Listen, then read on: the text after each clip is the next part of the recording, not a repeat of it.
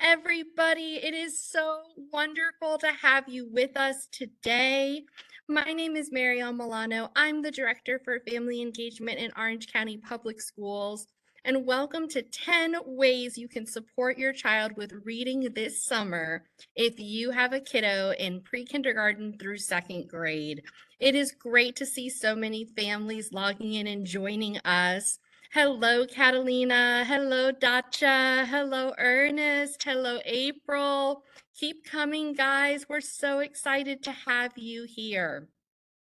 Now, as you join today, if you would like closed captioning, you can just click on the CC that you're going to see at the bottom left-hand corner of your screen. Or if you are on your mobile phone, you can click on the three dots, and that's going to be where you find everything. The chat, the closed captioning, all of the things are right there on your mobile phone on the three dots. Now, today you guys are in for an incredible treat. We have two of the brightest minds in literacy here to join us from the Harvard Graduate School of Education. And I'm going to turn our session over to them today to tell you a little bit about themselves. Friends, as you're listening to their session today, please feel free to put all your questions in the chat, and we will be right there with you to answer any questions you have. Take it away. Hello, everyone. Muy buenas tardes. Welcome to today's Parent and Family webinar, 10 ways you can support your child with reading this summer. We know that you're going to be going on summer vacation very soon, and so we wanted to make sure that we shared some information that will help you make the summer go much more smoothly with your kids at home. My name is Dr. Adriana Chavarin Lopez, and I'm going to turn it to Dr. Vea. And I am Dr. Michael Vea. And as Adriana said, we are really excited to be here with all of you today to learn about 10 things that you can do as a parent, as a family member at home to support your child's reading that are aligned with the science of reading. So you may be wondering, what exactly is the science of reading? So in short, the science of reading actually refers to decades of research in fields that include brain science that point to effective strategies for teaching students how to read. If you're interested in learning more about the science of reading, we recommend starting here with this article from pbs.org, which we will drop into the chat. All right. So we want to also make sure that there are opportunities for all of you to participate and engage with today's information. So whenever you come to a yellow screen, that will be your opportunity to participate and shine. All right. So I'm going to turn it over now to Adriana, who will begin with our first strategy. Adriana. All right. So let's begin with strategy number 1. And this is called having a two-way conversation with your child. So Mike and I can't emphasize just how important listening comprehension is for reading comprehension. So in fact, reading comprehension actually begins when children are learning and they're using and understanding spoken language. So that is one of the biggest things that I, as a parent, I actually had to learn about, that it actually, reading comprehension starts very early on with listening. So one way, and we have a quote right here that is talking about, exactly what we just mentioned. And so one way that we are going to practice having a two-way conversation with your child is to engage in this thing that's called engage, repeat, and expand, and then engage again. Okay. And so Mike and I are going to demonstrate this technique, and we are going to pretend that we are the parent and the child, just so that you get a chance to listen to how it sounds when you're reading with your child. Okay. So here we go. We're going to be reading the book Harold and the Purple Crayon by Crockett Johnson. Mike, what was your favorite part of the book Harold and the Purple Crayon? My favorite part was when he shared his pies with a moose and a porcupine. Oh, yes. when he shared his pies with a moose and a porcupine. That was so thoughtful of Harold. How do you think the moose and the porcupine felt when they got the pies? I think they were happy because they tasted good. All right. Thank you, Mike. So I want you to notice this technique. First, I engaged Mike with the question. So you can see that in the first, as I'm pointing here to the arrow, engaging. And then what I did is that I repeated what Mike answered about that his favorite part was his pies with the moose and the porcupine, that he shared his pies. And then I expanded, I added a little bit about Harold, right? That was really thoughtful. And then what I did is I engaged Mike again and I said, well, how do you think the moose and the porcupine felt, right, when they got the pies? And then that gave Mike a chance to then kind of add, his own thinking about what they were feeling. So again, as you do this multiple times with your child and the books that you're reading, what you're going to start noticing is that at one point your child is going to switch roles with you, and they're going to take on the role of this parent, or maybe even the teacher if they're hearing the teachers do this in class. And that is perfectly fine. I mean, if anything, like, that's like applause, to you, because that's exactly, it's giving you information that they're feeling very comfortable in this kind of two-way conversation, and they then want to take the lead. And so let them do that. Let them be the parent or the teacher, and then you become the child where you're answering their questions. Okay. All right. So let's try this again then with nonfiction. And it's important to remember to also read nonfiction aloud with your child. So we just read Harold, which is a fictional story. And now we're going to try this book that's called Fish. And this time, Mike is going to play the role of the parent, and then I'm going to be the child. Okay, Adriana, can you share with me one fact that you learned from the book about fish? I learned that whale sharks are fish, and they can grow to be as big as a school bus. That's right. They are fish and they can grow to be so big. I didn't realize that they could be as big as a school bus. I learned something new myself. Can you show me how big a school bus is? It's this big, like a bus that can fit about 20 kids, just like me. Mhm. All right. So again, we want you to focus on this. Parent starts by engaging, and then they repeat what the child said. They expand a little bit on what the child said. Then they engage the child again with another, with a question related to what they just said.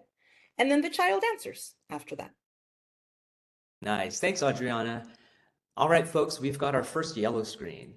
At this time, we invite all of you to type into the chat your answer to the following question, which is, when reading with your child, do you prefer fiction, nonfiction, or both? Let's take 30 seconds to type into the chat, please.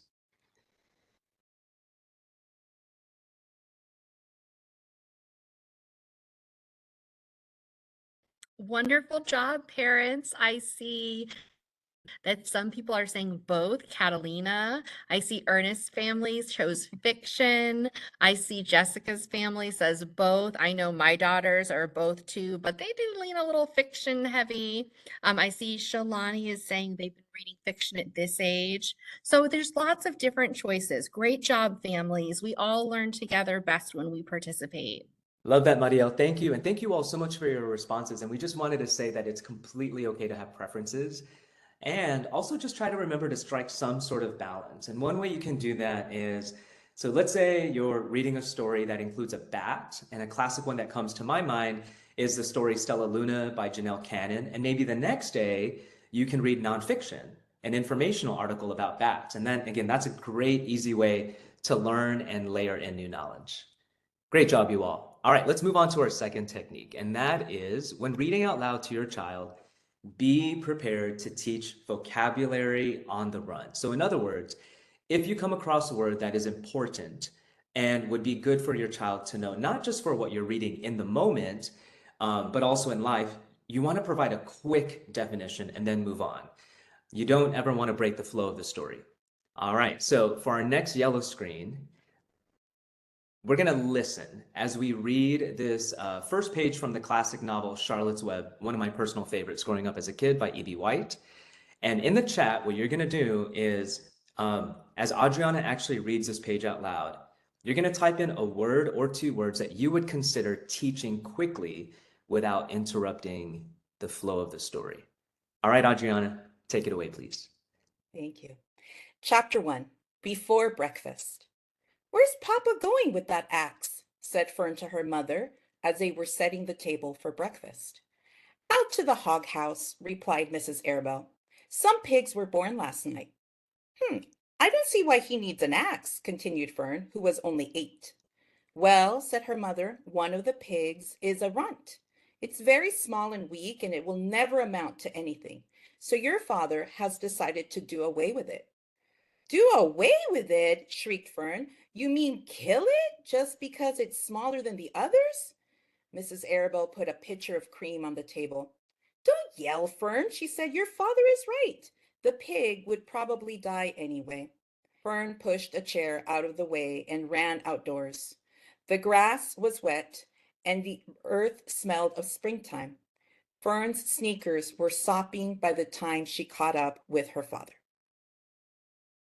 All right, thank you, Adriana. At this time, again, we invite all of you to please type into the chat what word, or maybe there are two words, that you would consider teaching quickly to your child without interrupting the flow of the story. Mhm.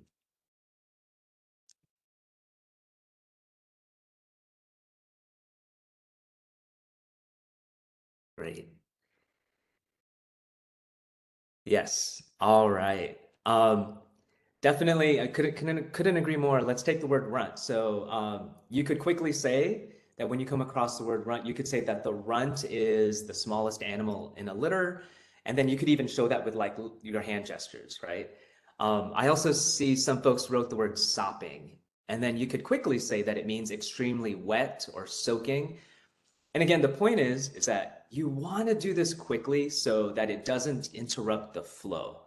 And by doing this, you are adding to your child's ever-growing vocabulary by exposing them to words and their meanings. Great job, you all. All right, let's move on, Adriana, to number 3. All right, so number 3 is show your love for words every day. Teach words explicitly. And this is you can do this by teaching words explicitly to your child that, like in terms of what the quote is saying, that we really love what this quote talks about. Exposure to interesting words now is an investment in future reading comprehension. Using strong vocabulary would not only make your kids feel respected, but once you've planted the seeds, you've increased the chance that they will develop an understanding of it. Okay. So here are 5 simple steps that you can show your love for words to your child by teaching words explicitly, okay? So number 1, you can say the word and have them repeat it. There's a word that I've been wanting to teach you. The word is enormous. Can you say enormous? And then your child would say enormous. 2, you provide a kid-friendly definition. Enormous means that something is very big. Number 3, you provide an example. Remember that dinosaur in the movie? Yesterday, that was an enormous dinosaur. Number 4, you have your child come up with their own example or a non-example. So, can you think of something that's enormous? You wait for them to answer. Or, what's something that is not enormous? And then finally, number 5, you keep the word active around the house in your conversations, right? And so maybe when you hear your child or your children or someone else in your house use the word, then you do a little celebration. And so Mike and I were talking about how this reminds us a little bit of like Pee-wee's Playhouse. Remember when they would use a word, or maybe even like something on Sesame Street, so that, just some of the shows that we would watch as we were growing up. And there was always a celebration when they would use the word, or they would use a letter or something, but just the word of the day. Awesome, Adriana. You just unlocked a core memory for me there. All right, thank you. So now let's move on to our next technique. And this next technique is called phoneme blending. Now, you may or may not have heard of the word phoneme before, but it's really just a fancy way of saying sound. And being aware of sounds, also known as phonemic awareness, is so important because it actually serves as the foundation for reading and writing. And just like building a house, as you see in the photo, you really want to make sure that your foundation is strong. So let's take a look at phoneme blending. Phoneme blending is when you take separate sounds and then you put them together to make a single word. I'm going to play the role of the parent, and Adriana will play the role of the child. All right, Adriana? Okay. All right, folks, this is how it goes. So, all right, Adriana, let's play a little game. Listen carefully while I make some sounds.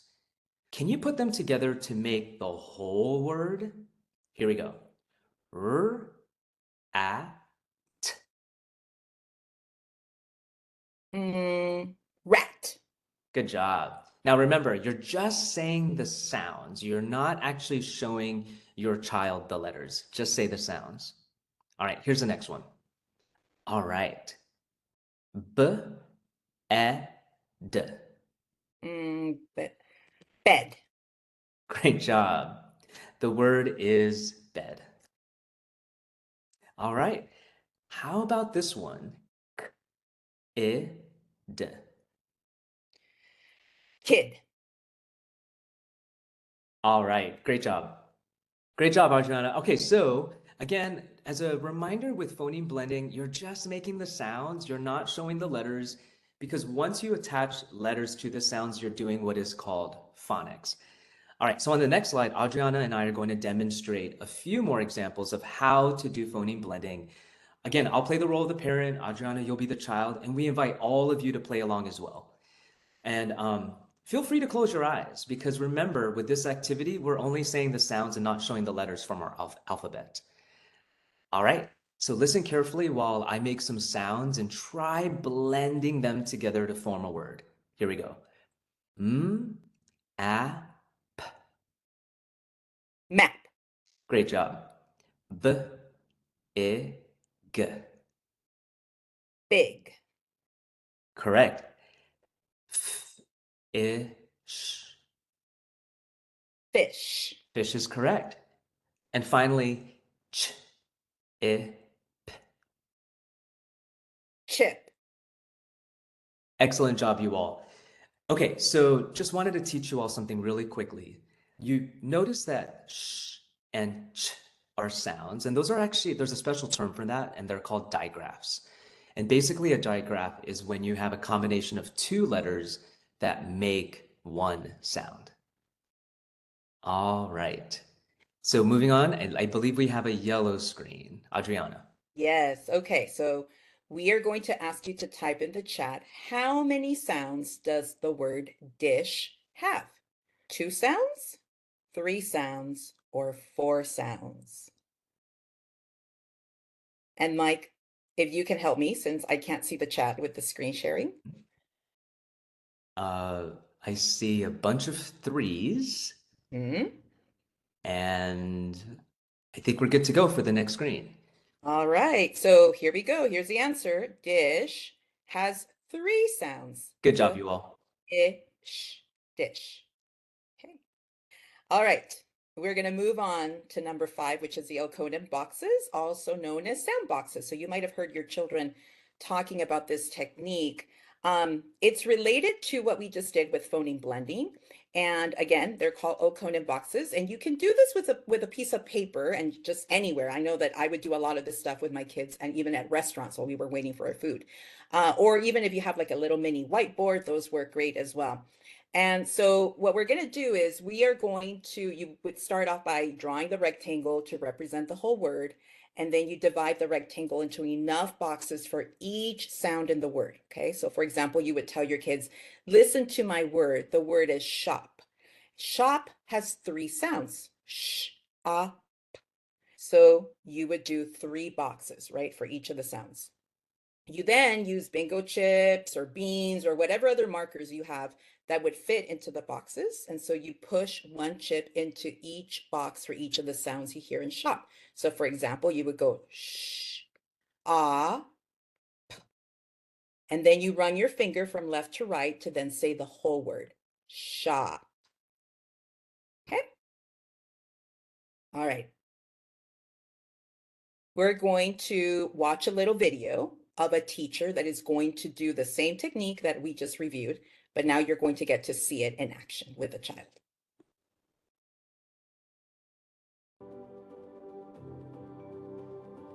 So today we're going to work on a new activity. We're going to be listening to a word, and we're going to be separating the sounds to a word, and then we're going to put the sounds together and make that word. Does that make sense? Mm-hmm. For each sound, so for instance, the word it, this is the first sound, I. I'm going to bring down one. The next sound, t, I'm bringing down. All right, so each box represents one sound, and then we're going to pull the sounds together. So we're going to do that for a bunch of different words, all right? I'd like you to say this word, hit. Hit. Okay. Now, I'd like you to take some squares and put them on your mat for me, please. Let's do this together. You ready? We're going to put a finger on our block. Good. Now let's pull those sounds down. Ready? Begin. It, hit. Nice job. How many sounds did they have? Three. Three. Great job. I'm going to get to this time. Here we go. Tooth. Tooth. Nice job. Nice job. Great. Let's try another one. The word is duck.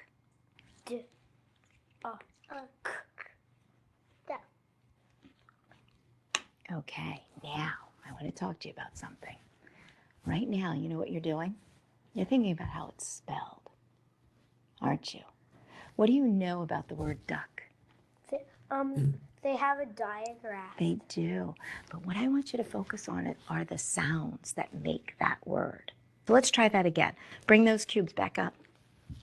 Great job. Okay. Ready? Let's do duck again. Begin. Duck. Excellent job. In this practice, That's great. Oh, 1 second. For some reason, there we go. Thank you, Adriana. That was a great video. It's always great to see stellar teachers like that and just wonderful students in action. So Elkonin boxes is an activity that your child has likely done in school, and it would be great if you could reinforce that at home. All right, so let's move on to phoneme substitution, which is number 6. And that is when you replace a sound with another sound. All right, so here's how you do it. I will play the role of the parent and Adriana will be the child. And so on the next slide, here we go. Let's play a little game. I'm going to say a word out loud, Adriana, and then you are going to replace a specific sound with another sound. Are you ready? Yes. Okay. The word is run. What word do we have if we change the in run to s? Sun. That is correct. And here's the next one. The word is melt. What word do we have if we change the in melt to b? Belt. Great job. Again, notice you all, I'm saying the sounds. Notice how I didn't say change the letter M in melt to the letter B. We're not talking about letters. Again, we're talking about sounds. All right, so notice how in the previous slide, we just changed the beginning sounds. So run became sun, melt became belt. But you can also do this with middle sounds and ending sounds. So for example, here we go, Adriana. The word is clock. What word do we have if we change the ah in clock to I? Oh, click. Click is correct. The word is map. What word do we have if we change the p in map to d? Mad. Great job. All right. So here we are at our next yellow screen, you all. We're going to practice some phoneme substitution. We invite all of you to type your answers directly into the chat. And let's start with number 1. Here we go. The word is ran. What word do we have if we change the in ran to f?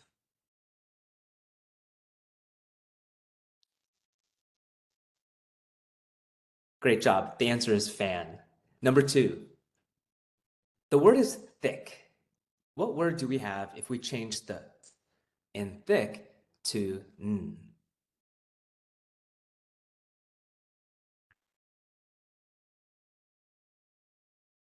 Nice. I'm looking at Catalina Chang. You're very quick. The answer is thin.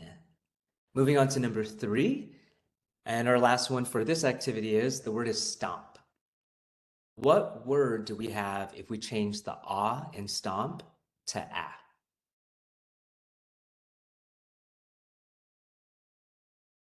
Wow, you guys are fast. The answer is stamp.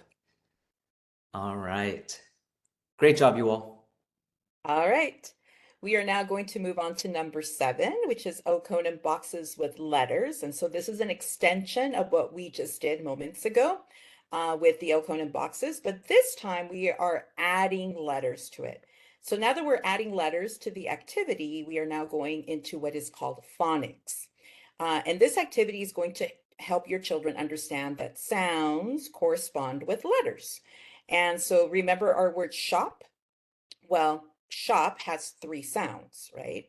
And so if you recall, we're going to move the little markers for each of the sounds. So we have sh, ah, p. And then we run our finger underneath left to right and we say shop. Okay.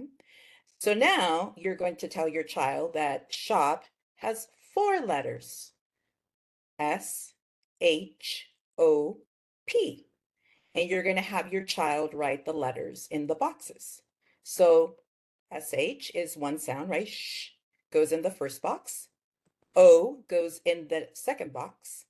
And then P goes in the third box. And so finally you put it all together. You run your finger from left to right and you say shop. Okay. And so what we just did, there's a fancy phrase that's called orthographic mapping, which is connecting sounds to letters, okay? And so here is a great resource on Oconum boxes, which they're going to drop into the chat for you right now. And so please feel free to visit that resource to help you at home. All right.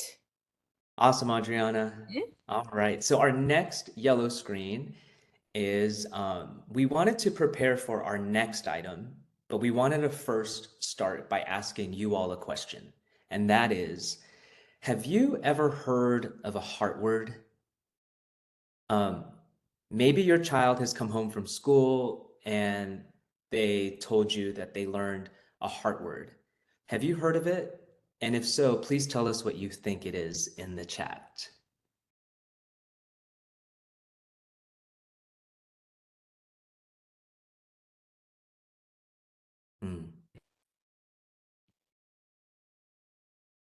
I see a yes and possibly a high frequency word. Thank you, Claire. Think some are still coming in. You have to know it by heart because the spelling is different. Okay, Jessica, we'll get into that in just a moment. Thank you for bringing that up. And it's okay, Amy, if you don't know.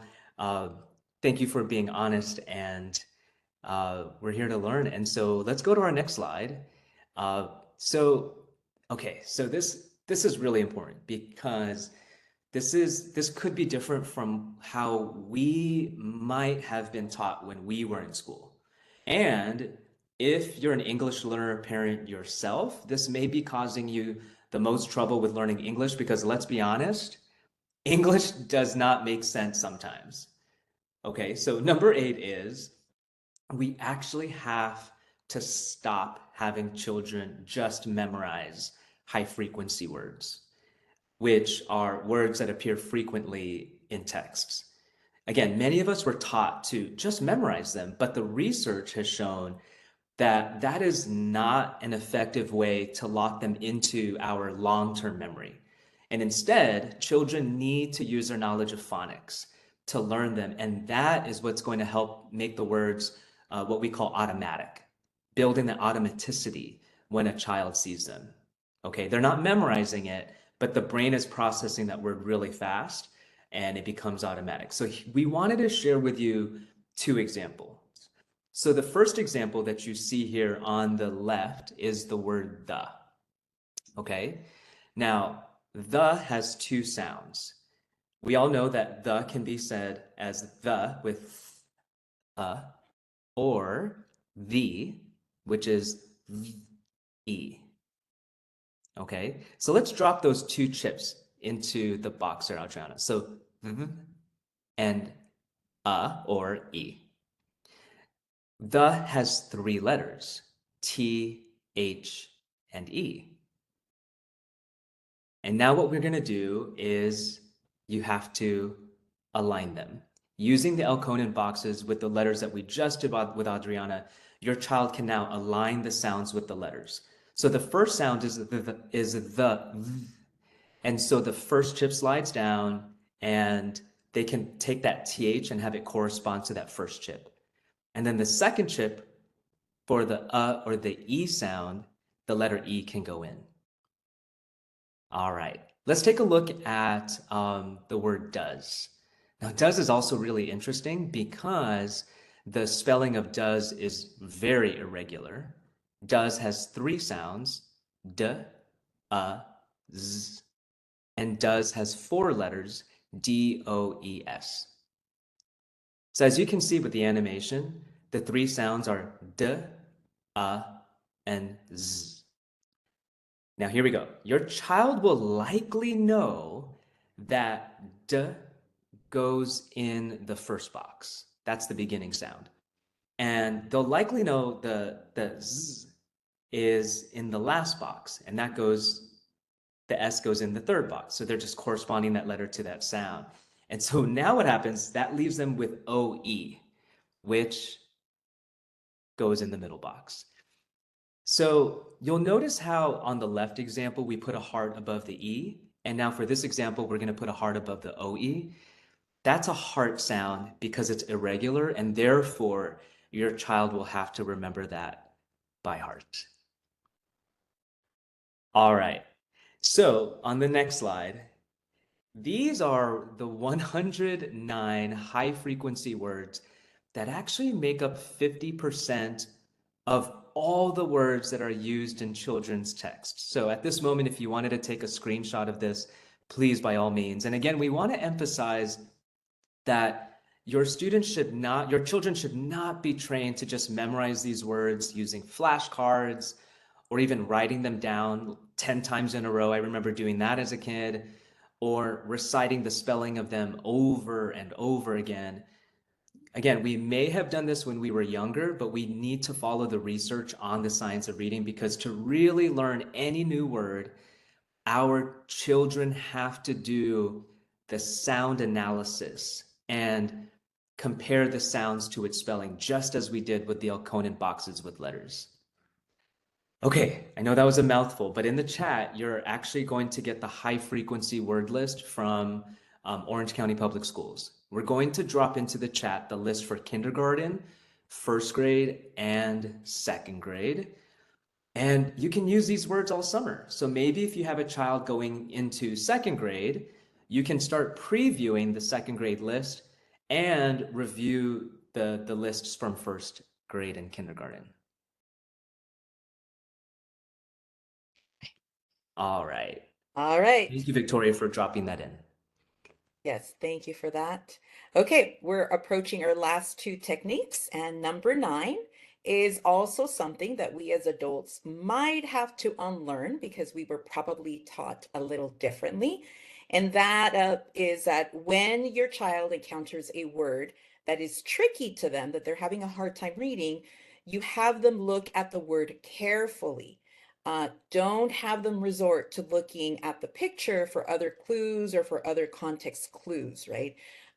So instead, what you're going to say, you're going to use phrases such as, you've got this, start with the letters, or make every sound, right, that you see here in this word.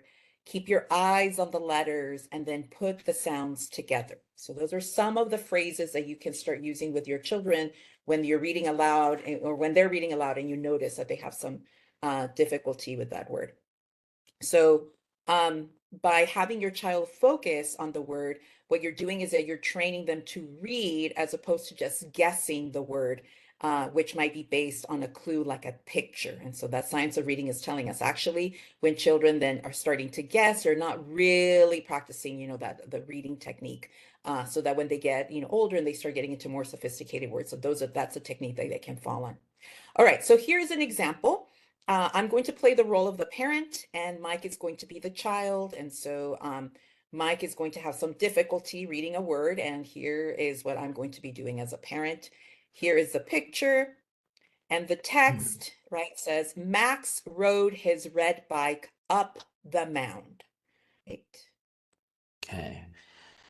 Max rode his red bike up the mountain. All right, Mike, keep your eyes on the letters. I'm going to point to the word mound. Make every sound. Mound.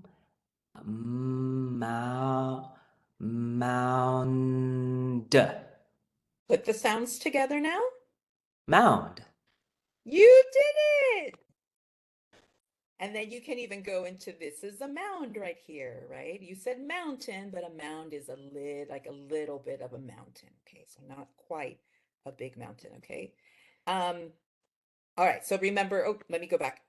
Keep your eyes on the letters, make every sound, put the sounds together, and all of these phrases are going to help your child and really start to build that reading muscle and those reading strategies so that then they can start using them as the words get more and more sophisticated as they go on.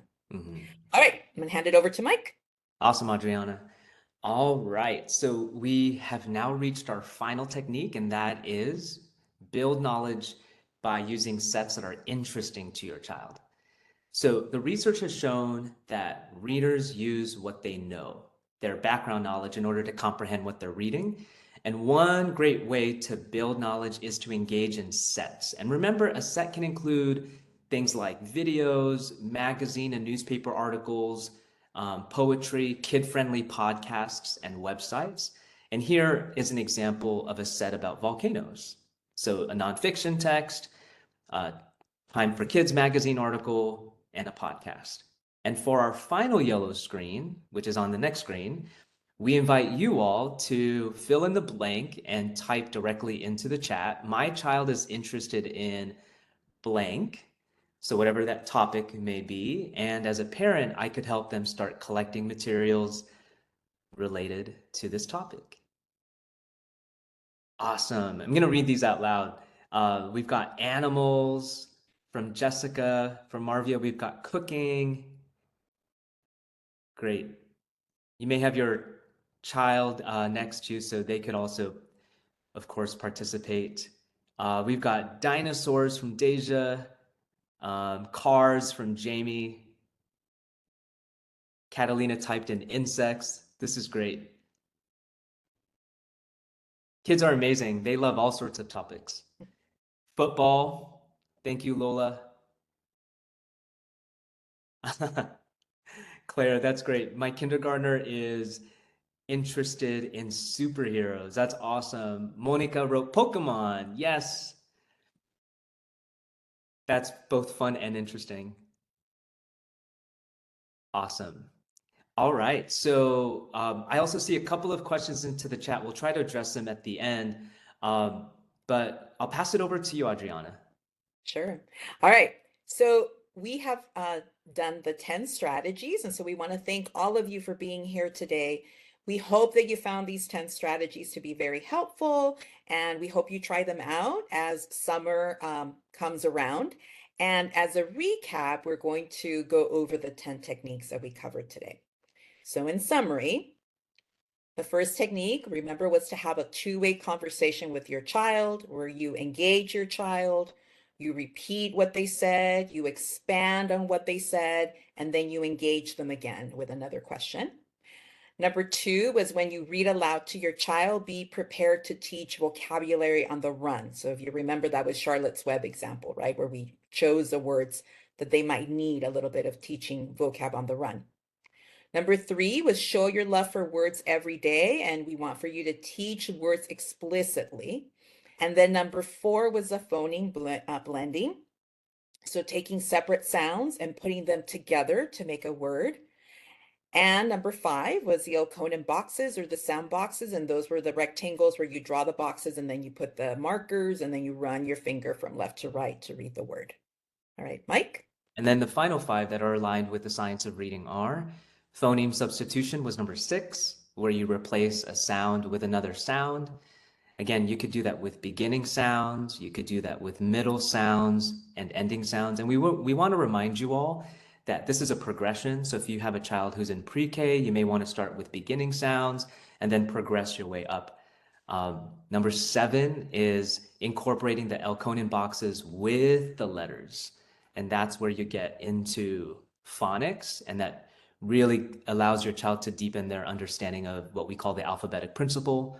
Number 8 is that important concept around we really have to stop telling our kids to just memorize high frequency words, because that is not aligned with the brain science.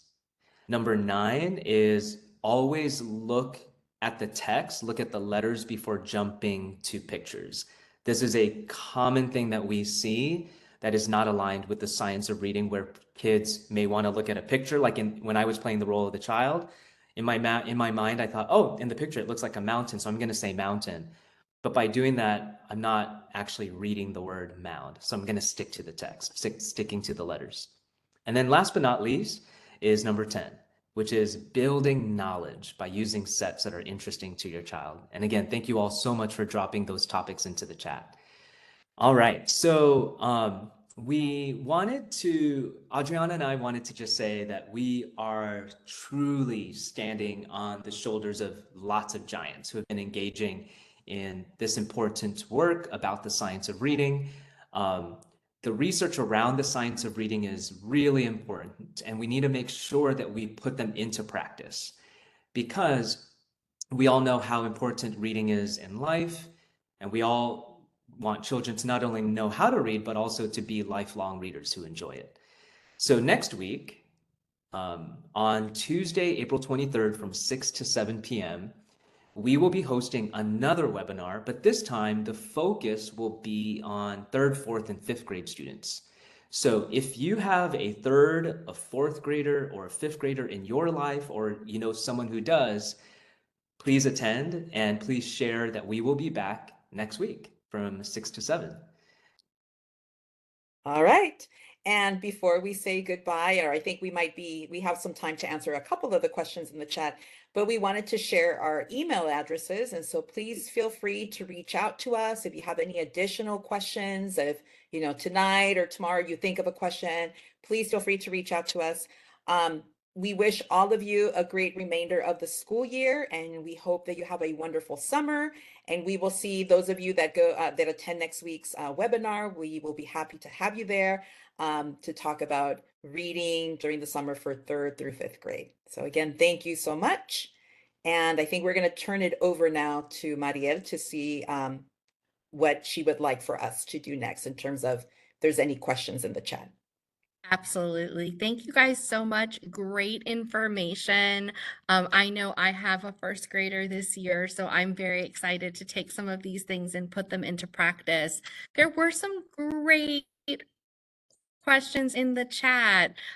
So Deja asked about how we might be able to provide resources in OCPS for kids' podcasts and online periodicals. So parents, every child in Orange County, through the amazing work of our library media specialist team, is issued a virtual library card. That means that even if you never go to the library to sign up for a regular card, just by being an OCPS student, they get a virtual library card. And so to access that virtual library card, you go to Launchpad, which is launch.ocps.net, and then you click on that library folder. And inside that folder, you'll see a link to our virtual library card. And that's going to give you access to thousands and thousands of ebooks and audiobooks and online magazines and other great resources. And there are also in that same library folder, access to hundreds and hundreds of ebooks that OCPS provides. So please feel free to utilize those. Now, when you exit tonight's session, it's going to take you to a survey, and that survey is going to help us to figure out how to better meet your needs. So please take the time to complete that survey. And then after tonight, you'll find a recording of this session on the OCPS Families YouTube channel. And that YouTube channel has hundreds of videos about how to help your kiddos with reading and in other areas. And Victoria is going to put the link to the OCPS Families YouTube channel in the chat box for you now. So families, if you have any other questions, now is your time to ask. We're looking in the chat box to see if you have anything. Oh, I see one here. Is there a recommended book list on books we should read to our children? Oh, that's a challenging question, especially in Florida right now. I will let our guests take a stab at that, and then we'll talk a little bit about local resources. Yes. Obviously context matters, and I know that this could be a pretty touchy subject in the context that you're all in Florida. And I'm actually curious, Mariel, and to those who are from OCPS on the call, is there an official list of books, sort of like a canon, a literary canon, if you will, for elementary schools? I know there are some personal favorites of mine, but I'm curious to know if there's an official So list. there's not a book list that they need to read, right? Mm. But what we do have, and what I think is such a great resource, is we have what we call our Sunshine State books. And those are books that are recommended across the state as being really high quality literature that is safe and educational for students to read. So they just released the Sunshine State Reader List Junior for next school year, just came out this week. So I'm going to go ahead and put that in the chat for you guys. It's hot off the press.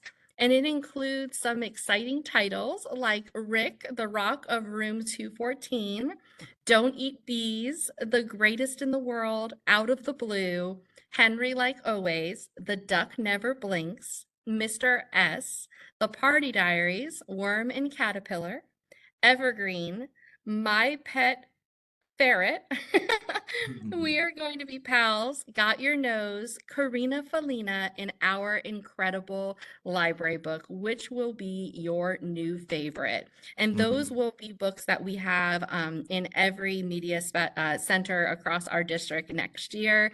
And you can certainly find them at your public library as well. Excellent. I was actually going to suggest that. I know that when summer would hit, I would always take my kids to the public library, and the librarians were really helpful in coming up and giving me a list of the books that they would recommend, or that, seem to be very popular with kids, always checking them out in the library.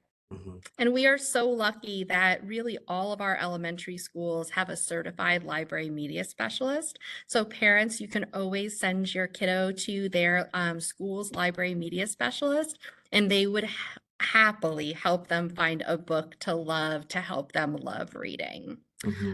Okay, and then Deja is asking our two guests, do you have any favorite books to add to that list that you love to read with kids? We have a couple we're going to talk about next week, but I guess we can give a preview here.